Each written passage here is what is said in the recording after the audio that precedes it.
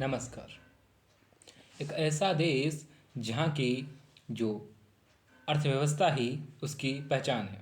दुनिया का अधिकतर कच्चा माल उसी की फैक्ट्रियों से होकर निकलता है। दुनिया का सबसे बड़ा मजबूत सैन्य तंत्र उसकी पहचान है। उसके बनाए हुए उपकरण पूरी दुनिया प्रयोग करती है। आप सही सोच रहे हैं, मैं बात कर रहा हूँ चाइना की। लेकिन आज हम बात करेंगे चाइना की एक विशेष संदर्भ में। वो संदर्भ है डेमोक्रेसी। चाइना कहता आया है कि उसका देश सोशलिस्ट डेमोक्रेसी पर विश्वास करता है। कितना यह सच है, आज हम जानेंगे इसी बात को। और बात करेंगे चाइना के वन पार्टी डिक्टेटरशिप को, और जानेंगे राजनीतिक रहस्य और शी जिनपिंग कैसे सन 2012 से सत्ता में बने हुए हैं। आप सभी का स्वागत है द प्रतिघात में। दुनिया कहती है कि चाइना एक उभरती हुई महाशक्ति है, लेकिन सच्चाई क्या है, इसके उलट है। चाइना एक ऐसे ताले की तरह है जो बंद है, जिसकी चाबी सिर्फ एक ही पार्टी के पास है, और उस ताले पर साफ साफ अक्षरों में लिखा है शी जिनपिंग। आज हम खोलेंगे चाइना के सियासत के काले सच। सबसे पहले बात करते हैं कि चाइना में लोकतंत्र किस प्रकार का है। चाइना में आज भी एक वन पार्टी सिस्टम को ही फॉलो किया जाता है। वहाँ की सबसे बड़ी पार्टी का नाम है सीसीपी, यानी चाइना कम्युनिस्ट पार्टी, जिसका पूरे देश पर नियंत्रण है। यह दुनिया का सबसे बड़ा एक पार्टी सिस्टम है, जहाँ विपक्ष की कोई भूमिका नहीं है। अगर है भी तो उसे कोई अनुमति नहीं है, और अल्टरनेटिव आइडियोलॉजी नाम की कोई भी चीज़ वहाँ एग्जिस्ट ही नहीं करती। कोई जगह नहीं है किसी भी प्रकार की आलोचना की। सरकार की आलोचना को एक अपराध माना जाता है। चाइना में दिखावे के लिए चुनाव तो होते हैं, पर असली शक्ति जनता के हाथों में ना होकर सिर्फ सीसीपी के शीर्ष नेताओं के पास ही है। चाइना खुद को सोशल डेमोक्रेटिक कंट्री बताता है, पर यह शब्द उतना ही झूठा है जितना वहाँ पर फ्री इंटरनेट, यानी बिल्कुल भी नहीं। सीसीपी की एक दृष्टिकोण है। उसका मानना है चाइना को अगर स्टेबिलिटी चाहिए तो उसको एक ही पार्टी का सिस्टम बनाना पड़ेगा, जो कि उसने बनाया भी है। वहाँ पर विपक्ष को एक राष्ट्रीय खतरे के रूप में देखा जाता है। पावर इतनी सेंट्रलाइज्ड है कि लोकतांत्रिक जो संस्थाएं हैं, जैसे हमारे यहाँ विधायिका हो गई, पार्लियामेंट हो गई, वैसे ही वहाँ पर ऐसी संस्थाओं को सिर्फ नाम मात्र का रखा गया है। नागरिक आज़ादी को अव्यवस्था का कारण माना जाता है। इसलिए चाइना में लोकतंत्र ना होना कोई सहयोग नहीं है, बल्कि यह पूरी तरीके से एक प्री प्लान्ड और डिज़ाइन किया गया सिस्टम है, जो इतना वाटर प्रूफ है कि दुनिया की कोई भी ताकत उसके बारे में पूरी तरीके से जान ही नहीं सकती। अब बात करते हैं हम शी जिनपिंग की सरकार के बारे में। शी जिनपिंग ने सन 2012 में सत्ता को हथियाया था, और धीरे धीरे चाइना को एक सिंगल लीडर कंट्रोल सिस्टम में पूरी तरीके से बदल दिया। शी जिनपिंग ने अपनी पर्सनालिटी को इस तरीके से वेपनाइज किया है कि आज दुनिया में, और दुनिया में ही नहीं, चाइना के सिर्फ अंदर शी जिनपिंग को एक देवता की तरह माना जाता है। स्कूल में छोटे बच्चों को उसके बारे में पढ़ाया जाता है।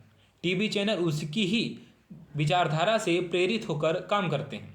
यहाँ तक इंटरनेट पर अगर उसका कोई मजाक उड़ाता है तो उसे भी सरकार पनिश करती है। उसकी एक किताब है शी जिनपिंग थॉट, जो कि अब संविधान में भी, चाइना के संविधान में जोड़ दिया गया है। यह बिल्कुल वैसा ही पैटर्न देखने को मिलता है जैसा कि हिटलर, स्टालिन और वर्तमान में साउथ कोरिया के जो तानाशाह हैं किम जोंग उन, उनसे मिलता जुलता है। वहाँ पर कोई एक सिस्टम नहीं है जो आलोचना कर सके, जो तंत्र की इस खामियों को बाहर ला सके। शी जिनपिंग ने अपने विरोधियों पर एक प्रकार के करप्शन के आरोप लगाए हैं। ये उनका एक पॉलिटिकल वेपन बन गया है। कोई भी विरोध का आवाज़ उठता है तो उस पर करप्शन का आरोप लगाकर सत्ता मजबूती के साथ उसे खत्म कर देती है, यानी गायब हो जाता है वो व्यक्ति। इसके लिए उसने दुनिया का सबसे बड़ा सर्विलांस नेटवर्क बनाया है, जिसमें 1 मिलियन से ज़्यादा चेहरे पहचानने वाले कैमरे हैं, सोशल क्रेडिट सिस्टम है, और साइबर पुलिस इस प्रकार सोशल मीडिया पर नज़रें रखती हैं जैसे गिद्ध रखता है अपने शिकार पर। सेंसरशिप इतनी ही नहीं कि दुनिया का सबसे मजबूत देश यानी यूएसए भी अभी तक ये नहीं जान पाया है कि इतनी मजबूत अर्थव्यवस्था का कारण क्या है। क्यों आखिर जीडीपी का जो ग्रोथ रेट है वो कम क्यों नहीं होता?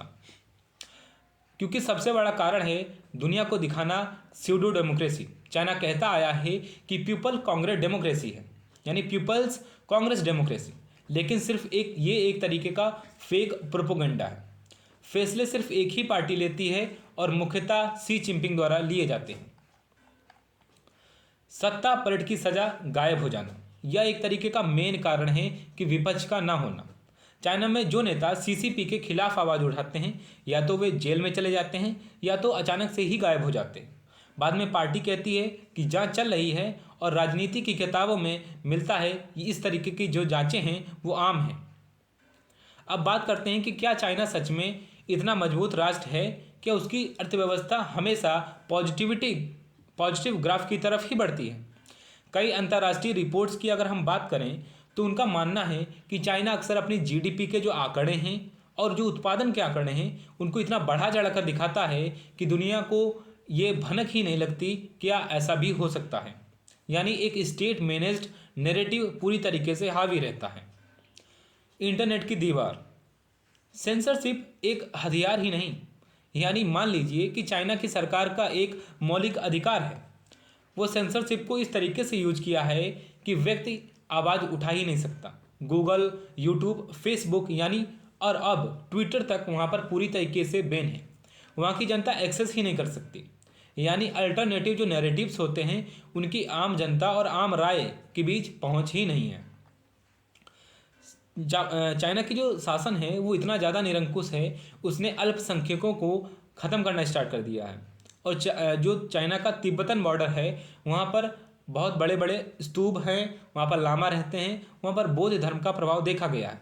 जहाँ पर चाइना अपना प्रभाव इतना ज़्यादा बढ़ा लिया है कि वहाँ के जो मठ हैं उन पर पूरी तरीके से उसका अधिकार है। अब बात करते हैं क्या इतना ही स्मूथ है उसकी पार्टी का सिस्टम? ऐसा नहीं है।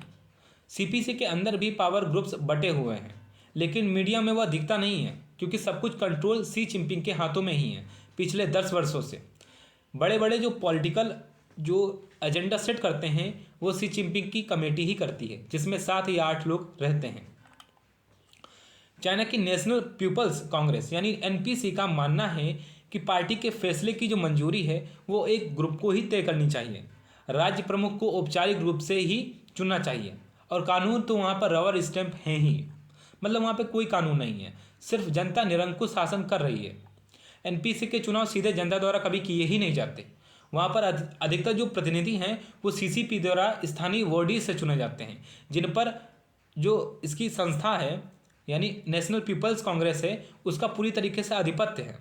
एनपीसी एक ऐसी संसद है जहाँ पर बहस होती ही नहीं है, सिर्फ आदेश दिए जाते हैं और उन आदेशों को मानना किसी भी व्यक्ति के लिए जरूरी होता है।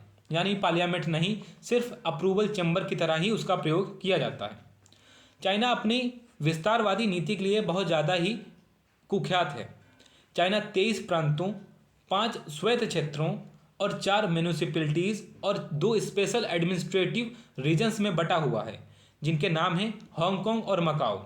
पर असली मुद्दा यह है कि चाइना का विस्तारवादी दृष्टिकोण क्या इतना ज़्यादा खतरनाक है?